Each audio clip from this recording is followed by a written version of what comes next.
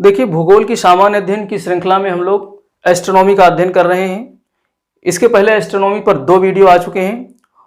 उन 2 वीडियोज़ में सबसे पहले हम लोगों ने ब्रह्मांड की उत्पत्ति, जिसमें बिग बैंग सिद्धांत का अध्ययन किया, और दूसरे वीडियो में हम लोगों ने सौरमंडल की उत्पत्ति का अध्ययन किया।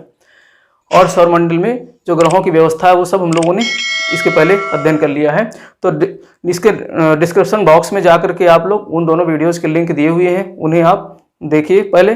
फिर उसके बाद में आज हम लोग यहाँ पर सौरमंडल की उत्पत्ति हो गई, तो सौरमंडल में इसके बाद जो है, चूंकि ग्रहों की उत्पत्ति से संबंधित कुछ विद्वानों ने अपने अपने सिद्धांत दिए थे। देखिए, पीटी की परीक्षा में चाहे वो किसी भी प्रकार के जो मल्टीपल चॉइस वाले परीक्षाएं होती जिसमें 4 ऑप्शन दिए होते हैं छांटने के लिए, तो वनडे एग्जाम्स हो, एसएससी की परीक्षा हो, पीसीएस की हो, स्टेट पीसीएस की हो, या फिर आपका आईएएस की परीक्षा हो, तो वहाँ से एक आध प्रश्न जो है ग्रहों की उत्पत्ति से संबंधित जो सिद्धांत दिए गए हैं पहले पुराने समय के, उन सिद्धांतों से प्रश्न अक्सर आते रहते हैं। तो इसीलिए आज हमने यहाँ सोचा कि ग्रहों की उत्पत्ति संबंधित कुछ सिद्धांत जो दिए गए हैं उनको हम यहाँ पर थोड़ा थोड़ा उस पर रोशनी डालें, प्रकाश डालें। तो देखिए, यहाँ पर ग्रहों की उत्पत्ति से संबंधित, क्योंकि देखिए ब्रह्मांड की उत्पत्ति का बिग बैंग सिद्धांत तो बाद में आया था, लेकिन इस पृथ्वी के हम लोग निवासी हैं, तो पृथ्वी की उत्पत्ति संबंधित जो रोचक विषय था, जो जानकारी थी, वो सबसे पहले जो है कुछ विद्वानों के दिमाग में आई थी। ब्रह्मांड के बारे में तो बाद में सोचना शुरू किया। तो वहाँ पर इन जो विचार आए, इन विचारों को हम लोग 2 संकल्पनाओं में बांट सकते हैं, अद्वैतवादी संकल्पना और द्वैतवादी संकल्पना, जिसमें मोनिस्टिक कंसेप्ट और ड्यूलिस्टिक कंसेप्ट है। मोनिस्टिक मतलब जिसमें सिर्फ एक ही पिंड से जो है हमारे ग्रहों की उत्पत्ति के बारे में चर्चा की गई हो, तो उसको अद्वैतवादी या मोनिस्टिक कंसेप्ट कहते हैं। क्योंकि एक ही पिंड से होती है और एक ही पिंड से है, तो उस पिंड को हम पेरेंटल हाइपोथेसिस भी बोलते हैं। उस पिंड से उत्पन्न हुए हमारे ग्रहों को पेरेंटल हाइपोथेसिस भी कहते हैं। और दूसरा जो द्वैतवादी संकल्पना है, ड्यूलिस्टिक कंसेप्ट है। ड्यूलिस्टिक कंसेप्ट में जो है एक से अधिक जो है तारों के माध्यम से पृथ्वी की या ग्रहों की उत्पत्ति के बारे में चर्चा की जाती है। तो यहाँ पर अद्वैतवादी में 2 प्रमुख व्यक्ति थे, 2 प्रमुख दार्शनिक थे। ये वैज्ञानिक भी नहीं थे, ये इनकी दार्शनिक विचारधारा थी। तो कांट की एक गैसीय परिकल्पना थी, गैसियस हाइपोथेसिस, जो कि 1755 में थी। ये जर्मनी के दार्शनिक थे कांट। और दूसरे हमारे लाप्लास महोदय थे, ये 1796 में इन्होंने संकल्पना दी थी। इनकी निहारिका परिकल्पना थी, नेबुलर हाइपोथेसिस थी। ये फ्रांसीसी विद्वान थे। और ड्यूलिस्टिक की अगर बात करें, द्वैतवादी संकल्पना में बात करें, तो चैम्बरलेन की ग्रहों परिकल्पना है, जो प्लेनेटेसिमल है, इसका सिद्धांत दिया। और जेम्स जीन्स और जेफरीज की परिकल्पना है, ज्वारीय। और रसेल की द्वैतारक परिकल्पना है, ऑटो स्मिथ की अंतरतारक धूल परिकल्पना है। तो इस तरीके से देखिए कितना गैप आ गया। 1755 से 96 के बीच एक सिद्धांत दिया गया, उसके बाद लगभग 200 वर्षों तक जो है गैप बना रहा। 200 से अधिक वर्षों तक इसी संकल्पना के बारे में लोग समझते रहे। फिर बाद में द्वैतवादी संकल्पना 1900 यानी 20वीं शताब्दी में के प्रारंभ में शुरू होती है। और इसके पहले बीच में ही जो है जार्ज लेमेंटियर, जो कि जार्ज लेमेंटियर कहाँ के थे? बेल्जियम के ये क्या थे? पादरी थे। देखिए, पादरी भी उस समय बहुत पढ़े लिखे व्यक्ति हुआ करते थे। तो ये बेल्जियम में एक चर्च के पादरी थे, जिन्होंने 1894 से 96 के बीच इन्होंने बिग बैंग का सिद्धांत दिया था। देखिए, बिग बैंग को हमने यहाँ समझ लिया था पहले, इसके पहले वीडियो में, लेकिन थोड़ा सा इस पर प्रकाश डालूंगा मैं। बिग बैंग क्या है कि इन्होंने बताया था कि एक ऐसा डार्क मैटर था प्रारंभ में, और उस डार्क मैटर में 2 चीजें थी, अनंत तापमान था और उसकी डेंसिटी बहुत ज्यादा थी, अनंत डेंसिटी थी। और उसके बाद में उसमें जो है एक महाविस्फोट होता है, बिग बैंग होता है। और उस महाविस्फोट से जो है सारे पदार्थ जो है ब्रह्मांड में फैल गए, यानी ब्रह्मांड की उत्पत्ति हो गई। यानी 2 चीज यहाँ बन गए। अब स्पेस, यानी जो आकाश गंगाएं बनी, उनके बीच में कुछ स्थान बन गया, तो स्पेस की उत्पत्ति हो गई। और कुछ अणुओं और परमाणुओं की उत्पत्ति हुई, पदार्थों की उत्पत्ति हो गई। तो इस तरीके से बिग बैंग सिद्धांत को अच्छी तरीके से समझने के लिए आप डिस्क्रिप्शन में दिए गए लिंक से जाइए, वहां अध्ययन कीजिए। तो इसको आप थोड़ा सा एक ऐसे उदाहरण समझ सकते हैं। आप देख सकते हो, एक जो लड्डू आता है, जो बूंदी के लड्डू जिसको कहते हैं, बूंदी के लड्डू जो हमारे गणेश जी को बहुत पसंद है। तो बूंदी के लड्डुओं में देखा होगा आपने, उस लड्डुओं के निर्माण में तमाम छोटी छोटी बूंदियों का इस्तेमाल होता है। फिर उसको हम इस तरीके से गोलाकार बनाते हैं। अब उस बूंदी के लड्डू को अगर बाहर किसी प्रेशर से उसको फोड़ दिया जाए, एकदम से उसमें विस्फोट हो जाए, तो वो सारे बूंदी क्या होंगे? दूर दूर तक छटक जाएंगे। और वही दूर दूर तक छटके हुए कुछ आस पास मिले रहेंगे, कुछ दूर दूर हो जाएंगे, तो ऐसे आकाश गंगा बन जाएंगे बूंदी के जो है बूंदियों के मिलने से। और एक समय ऐसा आएगा कि पुनः जो है कुछ ऐसा प्रेशर उत्पन्न होगा कि इसमें जो है फिर से वो एक बिंदु में संकेंद्रित हो जाएंगे सारे आकाश गंगाएं, तो उससे बिग क्रंच की स्थिति आएगी। बिग क्रंच का मतलब इसका विपरीत, बिग बैंग का विपरीत स्थिति। बिग बैंग में महाविस्फोट हुआ, बिग क्रंच में सारे जो है ब्रह्मांड के पिंड एक बिंदु पर केंद्रित हो जाएंगे, एक ही पिंड बन जाएगा। तो ये आने वाले समय में ऐसा हो सकता है हो। तो यहाँ पर हम लोग एक एक का थोड़ा थोड़ा बारी बारी चर्चा करेंगे। जो यहाँ पर इसके बारे में पीटी में नहीं आता है, लेकिन ये पूछ लेता है गैसीय हाइपोथेसिस किसकी है, तो गैसीय परिकल्पना कांट की है। ये जर्मन दार्शनिक थे। कांट ने बताया था कि जो है पहले क्या थी, एक हमारा जो है एक आद्य निर्मित पदार्थ था। इन्होंने बताया था कि प्रारंभ में एक आद्य निर्मित इस तरीके से पदार्थ था। आद्य निर्मित पदार्थ थे, ये मान लेते हैं कोई बिंदु है, इसमें बहुत सारे ऐसे ऐसे आद्य निर्मित पदार्थ हैं, बहुत सारे पदार्थ हैं, और जो कि ठंडा था और ठोस था, और इसमें गति भी नहीं थी। लेकिन धीरे धीरे इसमें आपसी टकराव शुरू हुआ, आपसी टकराव के कारण जो ये पदार्थ थे, इन पदार्थों का इसमें टेम्परेचर बढ़ गया, इसमें ताप में वृद्धि हुई, और ताप में वृद्धि के कारण जो है इसमें घूर्णन शुरू हो गया। घूर्णन शुरू हुआ तो गैसीय बादल बन गए। घूर्णन के कारण ये घूर्णन इस तरीके से चल रहा है, और इसमें गैसीय बादल बन गए, और ये गैसीय बादल बन गए धीरे धीरे। तो इसमें जो है अभी घूर्णन भी हो रहा था, तो घूर्णन के कारण इसमें क्या हुआ, सेंट्रीफ्यूगल फोर्स उत्पन्न हुआ। घूर्णन के कारण इसमें सेंट्रीफ्यूगल फोर्स उत्पन्न हुआ, और सेंट्रीफ्यूगल फोर्स के कारण जो है ये जो गैस के पिंड थे ये आपस में जो है इकट्ठी हो रही थी, मतलब आपस में मिल रहे थे टकरा करके। और उसके बाद में चूंकि घूर्णन हो रहा था, तो ये जो बीच वाला सेंटर वाला भाग था, इनसे जो है विस्फोट हो गया, और सारे जो है छोटे छोटे पदार्थ बाहर बिखर गए, और यही बिखरे हुए पदार्थ क्या बन गए, ग्रह बन गए। बिखरे हुए पदार्थ ग्रह बन गए, और ये हमारा सूर्य बन गया। तो इस तरीके से इन्होंने बताया कि मतलब किस तरीके से एक आद्य निर्मित पदार्थ से जो है किस तरीके से छोटे छोटे पिंड का निर्माण हुआ, पदार्थों का निर्माण हुआ, और उसमें गतिशीलता आई। गतिशीलता के कारण जो है तापमान में वृद्धि हुई, और तापमान में वृद्धि के कारण जो है वो सब आपस में टकराने लगे, और टकरा करके जो है कुछ ग्रहों की उत्पत्ति हुई, और एक सूर्य बन गया। तो एक ही पदार्थ से ग्रहों की उत्पत्ति हुई। तो ये जो है ये कांट की संकल्पना थी। और दूसरी हम देखते हैं, इन्होंने थोड़ा सा इससे परिमार्जन किया। परिमार्जन करके लाप्लास ने क्या बताया कि जो ये जर्मन दार्शनिक थे 1796 ईस्वी में, इन्होंने बताया कि एक जो है गतिशील निहारिका थी। क्या थी, इनकी निहारिका की परिकल्पना ही है निहारिका, यानी नेबुलर हाइपोथेसिस। और निहारिका क्या है, गैसों का बादल ही क्या कहलाता है, निहारिका। तो इन्होंने सबसे पहले ही बता दिया, कांट ने बताया था एक जो है ठंडी और ठोस पिंड थी, लेकिन उन्होंने बताया कि एक निहारिका थी जो कैसी थी, तप्त थी, यानी गर्म भी थी और उसमें गति भी थी। गर्म और गतिशील बादल थे। किसके बादल थे, गैसों के बादल थे, जो कि अपने अक्ष पर घूम रहे थे, घूर्णन कर रहे थे। और घूर्णन के कारण क्या हुआ, और चूंकि ये तप्त भी थे, तो घूर्णन के कारण धीरे धीरे इसमें क्या हुआ, ऊष्मा का ह्रास होने लगा। अब देखिए, जब ऊष्मा का ह्रास होगा इस तरीके से, इसमें से ऊष्मा का जब ह्रास होगा, बाहर निकलेगी ऊष्मा चारों तरफ से इस निहारिका से, तो क्या होगा, बाहरी मंडल का ऊष्मा पहले निकल जाएगा। जैसे कि आप आलू ले लीजिए और आलू को गर्म आग में पकाइए, तो पका हुआ आलू जब निकलेगा तो ऊपर से तो ठंडा रहेगा, लेकिन उसमें उंगलियां कुचोइए तो उंगली कुचोएंगे तो क्या होगा, अंदर जल जाएंगे। तो ऐसे ही हमारी पृथ्वी, हमारे जो निहारिका थी, निहारिका में ऊष्मा का जब ह्रास होने लगा तो बाहर ऊष्मा जल्दी से निकल गई, और यानी बाहर ये बाहर वाली परत अपेक्षाकृत ठंडी हो गई। पूरी ठंडी नहीं हुई, लेकिन जो आंतरिक परत थी निहारिका की, जो कोण भाग था, ये अपेक्षाकृत क्या था, तप्त थी, गर्म थी। ये इसके अपेक्षा ठंडी थी, गर्म ये भी थी, लेकिन दोनों की तुलना में। तो जब दो किसी भी पिंड में जब दो विपरीत स्वभाव वाले, गर्म और ठंडे स्वभाव वाले जब संरचना का निर्माण होगा, तो उसमें क्या होगा, उसमें ये होगा कि जो है दोनों में सामंजस्य नहीं बैठ पाएगा। तो ठंडी वाली परत जो है आगे चल करके ये जो कोण में जो गर्म परत थी, इससे ये अलग होने की कोशिश करने लगी,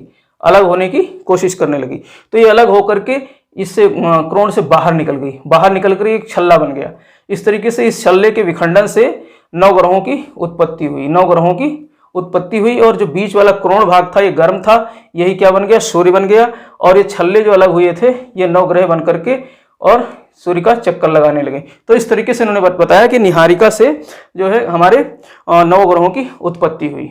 तो इन्होंने कुछ चीज़ों को इन्होंने थोड़ा सा परिमार्जन किया कांट की हाइपोथेसिस से।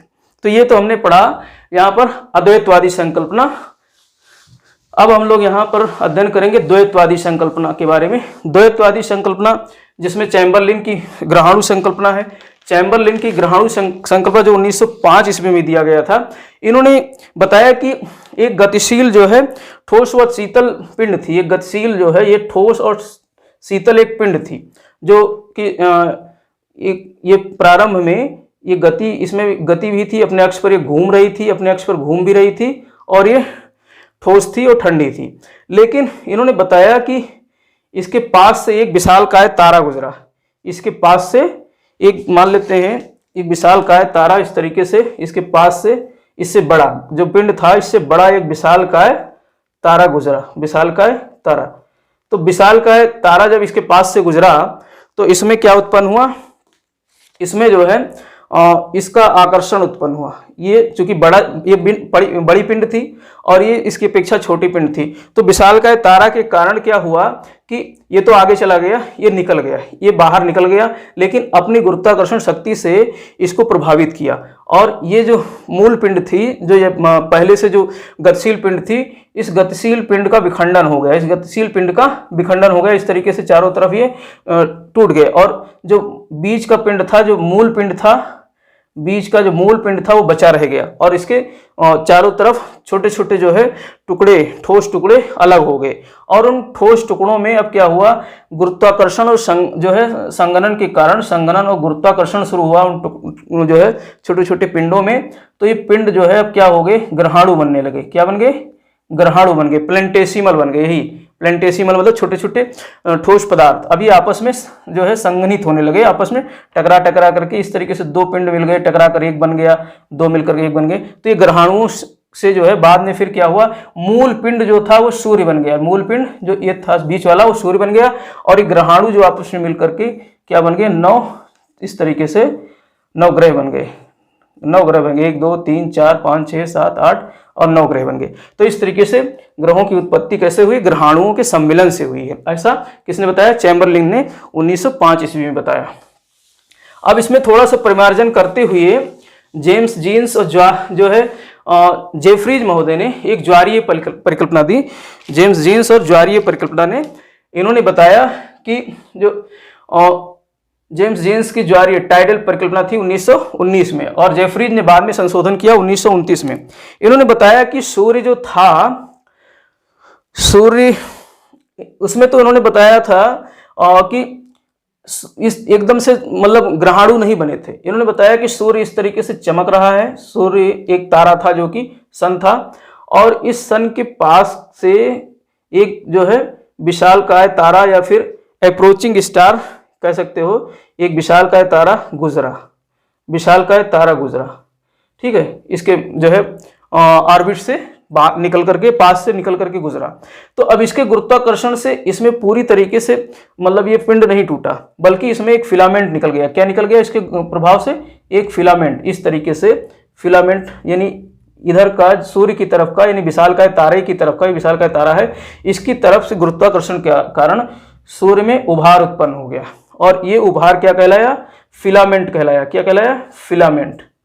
फिलामेंट जैसा कि आप देख सकते हो, सिगार हम लोग जो है पहले देखा होगा फिल्मों में, सिगार पीते थे लोग बाग किस तरीके से, तो सिगार की आकृति का इसमें फिलामेंट निकल गया। और ये विशालकाय तारा आगे चला गया, और विशालकाय तारा इस तरीके से आगे बढ़ गया, निकल गया, और यहाँ जो फिलामेंट था वो टूट करके अलग हो गया। फिलामेंट टूट करके अलग हो गया, और मूल पिंड जो था वो सूर्य बना रह गया। अब ये फिलामेंट, अब इस तरीके से आप देख सकते हो कि किस तरीके से जो हमारी सौर मंडल में अरेंजमेंट है तारों का, वो बीच में बड़े जो है ग्रह हैं, और केंद्र इधर उधर छोटे ग्रहों का जो है समूह है। तो इस तरीके से ये बन गया, फिलामेंट में फिट बैठता है। आप इसमें देख सकते हो, ये मरकरी है, फिर ये वीनस है, अर्थ है, मार्स है, जुपिटर है, सैटर्न है, और फिर ये जो है आपका यूरेनस, नेपच्यून और प्लेटो। इस तरीके से ग्रहों का अरेंजमेंट इस फिलामेंट में फिट बैठ जाता है। ये तो अप्रोचिंग स्टार यानी विशालकाय तारा तो चला गया, और यही टूट करके फिर सूर्य का चक्कर लगाने लगे।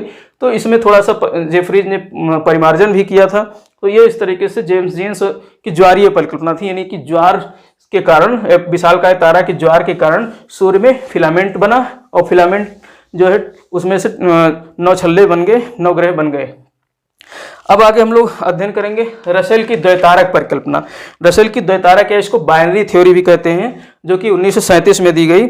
इन्होंने देखिए सूर्य के अलावा कुछ चीजें बताई कि 2 तारे थी। सूर्य के अलावा इन्होंने 2 तारों की बात करी। देखिए इसके पहले जो जेम्स जीन्स ने बताया था कि सूर्य से ही फिलामेंट निकला, तो जब अभी अध्ययन किया गया सभी ग्रहों का, तो सूर्य चूंकि हाइड्रोजन और हीलियम गैस के बने हुए हैं, तो अभी जो पृथ्वी जैसे कुछ आंतरिक ग्रह हैं, 4 आंतरिक ग्रह हैं जिसमें बुध, शुक्र, पृथ्वी और मंगल, ये पार्थिव हैं, इनका चट्टानी संरचना है। यहाँ पर आयरन जैसे, सिलिकॉन जैसे ठोस पदार्थ पाए जाते हैं, जबकि अगर हम सूर्य से बने होते तो हाइड्रोजन हीलियम गैसों की अधिकता होती, लेकिन ऐसा नहीं है।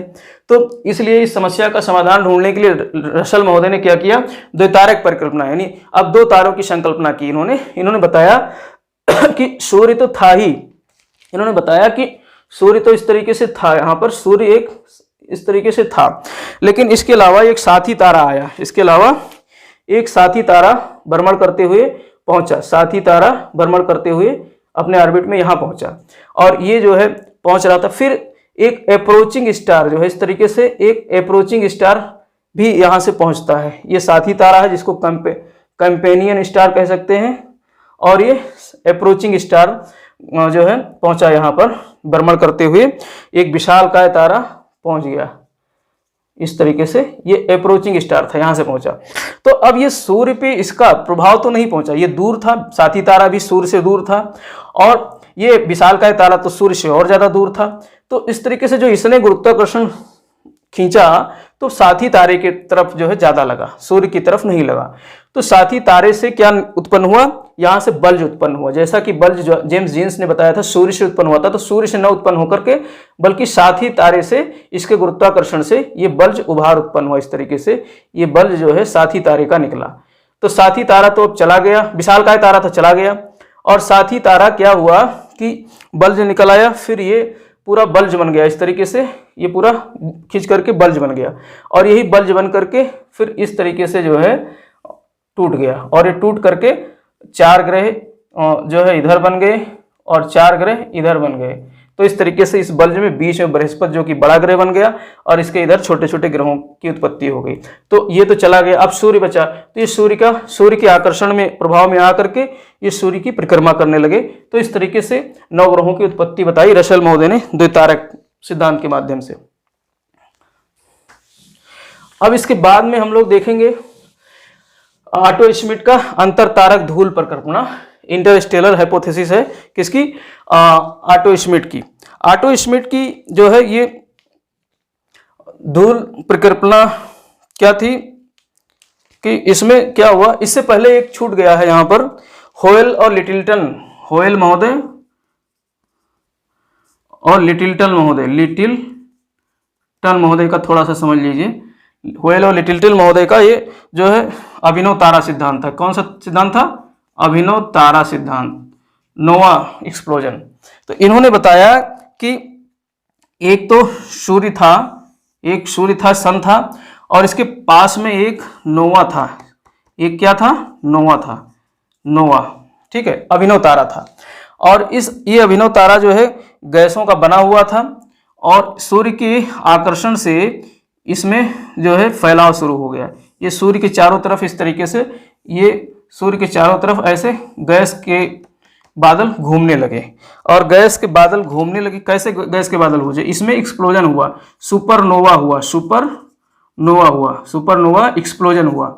तो सुपरनोवा एक्सप्लोजन होने के कारण ये गैस के बादल बन गए, और ये गैस के बादल गुरुत्वाकर्षण, सूर्य के गुरुत्वाकर्षण के कारण इसके चारों तरफ घूमने लगे, और फिर धीरे धीरे ये आपस में संघनन हो करके और गुरुत्वाकर्षण से आपस में टकरा करके और सूर्य के चारों तरफ ग्रह के रूप में बन गए। तो इस तरीके से 9 ग्रहों की उत्पत्ति हुई और सूर्य बीच में बना रहा। तो यहाँ पर नोवा एक्सप्लोजन के कारण अभिनव तारा से जो है इन्होंने बताया, होयल और लिटिलटन ने बताया कि किस तरीके से हमारे ग्रहों की उत्पत्ति हुई। अब हम ऑटो श्मिट का अंतर तारक परिकल्पना देखेंगे। ये रूसी वैज्ञानिक थे। ये कौन थे? रूसी वैज्ञानिक थे। तो ऑटो स्मिथ ने बताया कि एक सूर्य था और ये सूर्य अपने पथ पर भ्रमण कर रहा था। जब आकाश गंगा में किसी छोर पर पहुंचा जहां पर धूल के कण और गैसों के बादल थे, तो धूल के कण और गैसों के बादल इस तरीके से जो है इसके सूर्य के गुरुत्वाकर्षण के कारण इसके आसपास आने लगे। किसके आसपास? सूर्य के आसपास आने लगे। और धीरे धीरे जो है क्या हुआ कि जो गैस के भाग थे, गैस के भागों का संघनन शुरू हो गया। सूर्य के आसपास जो है ये संघनन शुरू हो गया, गुरुत्वाकर्षण बढ़ता गया, तो इसमें जो है इसके चारों तरफ ये फैलते चले गए, इसके चारों तरफ ये फैलते चले गए और धूल के कण जो थे वो आपस में टकरा करके इस तरीके से बड़े बड़े जो है पिंड बनने लगे। और एक समय ऐसा आया कि सूर्य के चारों तरफ जो है ये बड़े बड़े पिंडों का निर्माण हो गया और जो गैस के बादल थे वो इन पर संघनन होकर के थोड़ा बहुत वायुमंडल की रचना की। तो इस तरीके से जो है अंतर तारक धूल परिकल्पना से जो है ऑटो स्मिथ ने बताया 1943 में कि हमारे ग्रहों की उत्पत्ति हुई। तो ये सब परिकल्पनाएं थी, लेकिन जॉर्ज लेमेंटियर महोदय ने जो बताया था कि बिग बैंग सिद्धांत के माध्यम से किस तरीके से जो उन्होंने ब्रह्मांड की उत्पत्ति का सिद्धांत दिया और इसके बाद इसी में जो है तारों की आकाशगंगा की उत्पत्ति हुई एक निहारिका से। इन्होंने निहारिका को मूल केंद्र माना। निहारिका को जॉर्ज लेमेंटियर ने बताया कि निहारिका के जो है उसमें क्या हुआ कि निहारिका इसमें ग्रहों की उत्पत्ति कैसे हुई कि जब एक निहारिका थी जो गैसीय बादल था। निहारिका क्या थी? गैसीय बादल थी। तो गैसीय बादल के कारण क्या हुआ कि ये गैसीय बादल चारों तरफ घूम रहे थे और इसमें क्रोण की उत्पत्ति हुई और गैस इस क्रोण पर ध्वस्त होने लगे, गैस ध्वस्त होने लगे और ध्वस्त होकर के फिर इस क्रोण के आकर्षण के कारण जो ये पिंड थे, गैसीय पिंड थे, ये अब इनका संघनन शुरू हो गया, जो है आकर्षण शुरू हुआ। तो ये जो है धीरे धीरे ग्रहाणु में बदल गए, धीरे धीरे ग्रहाणुओं में बदल गए और यही ग्रहाणु आपस में मिल करके जो है क्या बन गए? ग्रह बन गए। कई ग्रहाणु आपस में मिल करके ग्रह बन गए और अपने जो है सूर्य के चारों तरफ अपनी अपनी कक्षा में चक्कर लगाने लगे और इसी में से इसके आसपास वाले जो छोटे छोटे ग्रहाणु थे वो मिल करके क्या बन गए? उपग्रह बन गए। वो क्या बन गए? उपग्रह बन गए। तो ये उपग्रह क्या हुए? ग्रहों के चक्कर लगाने लगे। तो इस तरीके से जो है जॉर्ज लेमेंटियर महोदय ने जो है अपने बिग बैंग सिद्धांत के माध्यम से वैज्ञानिक तरीके से ग्रहों की उत्पत्ति के बारे में बताया। तो इस तरीके से यहाँ पर हम लोगों ने ग्रहों की उत्पत्ति के बारे में चर्चा किया और देखिए यहाँ से प्रश्न जो है बहुत सारे प्रश्न परीक्षा में पूछे जाते हैं। किसी भी प्रकार की परीक्षा हो, वनडे एग्जाम्स हो और मेंस की परीक्षा में अगर अब तो लिखित परीक्षा भी बहुत सारे जगहों पे होने लगी, जैसे कि पीजीटी ज्योग्राफी की परीक्षा अगर देने जा रहे हैं तो वहाँ से लिखने के लिए सीधे इसमें से प्रश्न आ जाएगा। तो अगर आप वहाँ भी इसका प्रयोग करेंगे, एक मोटा मोटी अपने कंसेप्ट क्लियर हो गया है तो उस कंसेप्ट को आप अपने शब्दों में लिख करके अच्छे नंबर प्राप्त कर सकते हैं। तो इसी के साथ फिर आगे हम मिलेंगे नेक्स्ट वीडियो में। तब तक के लिए जय हिंद, जय भारत।